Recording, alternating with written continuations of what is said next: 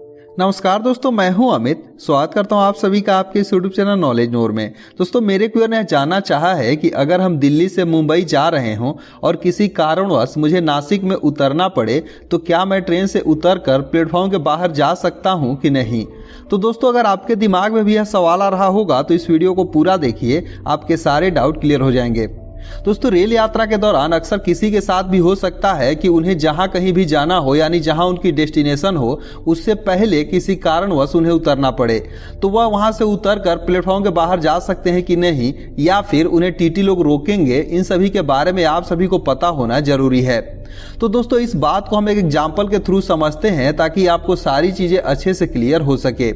दोस्तों, हम आपसे पूछना चाहेंगे कि मान लीजिए कि आप एक रेस्टोरेंट में गए और वहां पर समोसे का पैसा देकर एक समोसा लेते हैं और आधे समोसे खाने के बाद आपका पेट भर जाता है। तो अगर मैं यहां से आपसे पूछूं कि आप उस आधे समोसे को छोड़कर रेस्टोरेंट के बाहर जा सकते हैं कि नहीं, तो आप सभी का यही जवाब होगा कि बिल्कुल जा सकते हैं, क्योंकि रेस्टोरेंट वाले ने उस समोसे का पूरा पैसा ले लिया है। तो उस समोसे को आप आधा खाइए या पूरा, उससे कोई मतलब नहीं है। आप वहां पे छोड़कर उस समोसे को जा सकते हैं। सेम इसी तरह रेलवे में भी है। आप अगर मान लीजिए कि दिल्ली से मुंबई का टिकट बुक करते हैं तो बीच में आप जहां कहीं भी उतरना चाहें वहां से उतरकर प्लेटफॉर्म के बाहर जा सकते हैं। आपको यहां पर टीटी लोग बिल्कुल नहीं रोकेंगे, क्योंकि आपने पूरा पैसा रेलवे को यहां पर दे दिया है। लेकिन दोस्तों, इसमें कई सारी कंडीशन है जिसके बारे में भी आप सभी को पता होना जरूरी है।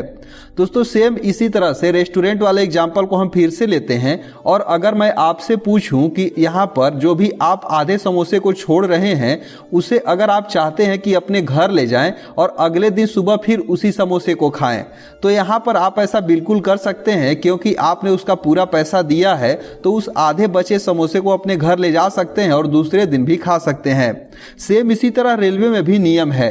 अगर आप मान लीजिए कि दिल्ली से मुंबई का टिकट बुक करते हैं और नागपुर में उतरकर आप चाहते हैं कि वहां पर एक दिन रेस्ट करें या फिर अपना काम करें और दूसरे दिन पुनः जो उधर से ट्रेन आएगी वो उसी में बैठकर उसी टिकट के द्वारा दोबारा जाएं, तो दोस्तों आप यहां पर ऐसा भी कर सकते हैं। लेकिन इसके लिए रूल क्या है कि आपको टिकट बुक करते समय रेलवे के ब्रेक जर्नी के बारे में बताना होगा, यानी कि स्टेशन पर जाकर स्टेशन मास्टर को यह बताना पड़ेगा कि हमारी ये जो टिकट है वह ब्रेक जर्नी वाली है, यानी यहाँ बीच में हम उतरेंगे और दूसरे दिन पुनः इसी टिकट के द्वारा आगे जाएंगे।